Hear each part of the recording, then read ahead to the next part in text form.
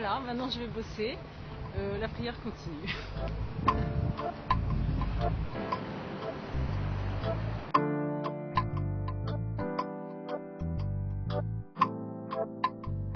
Vers l'âge de 20 ans, je me suis vraiment posé cette question de me dire, bon, qu'est-ce que je fais de ma vie, où est-ce que je vais? Soit je vis, je profite à fond de tout ce qu'il y a sur Terre, de tout, voilà, sans règles, sans rien. Soit je cherche à comprendre si ma vie a un sens, qui m'a créé, où est-ce que je vais,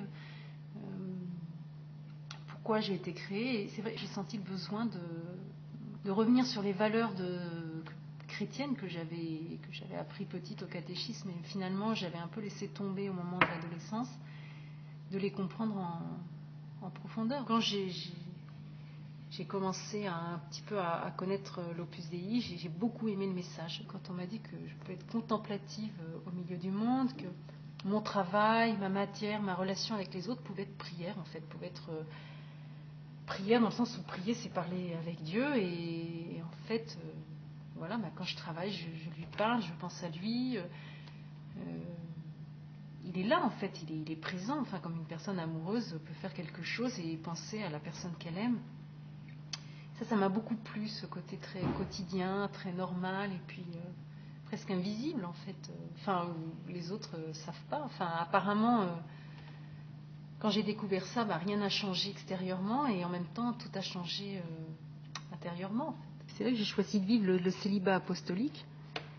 Donc, finalement, de rester célibataire, pour pouvoir être totalement disponible au service de Dieu, mais dans l'Opus Dei.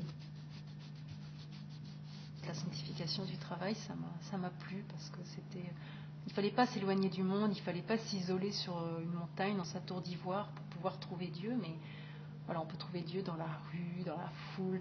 Bon, Dieu me demandait d'être disponible pour lui, et voilà, j'étais heureuse de lui dire oui.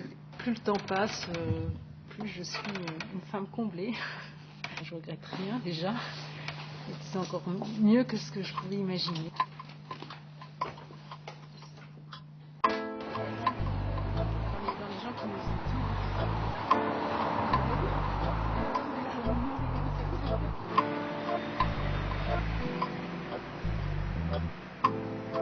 Je pense qu'Emily, c'est une personne très ouverte, quelqu'un qui est très disponible avec les autres.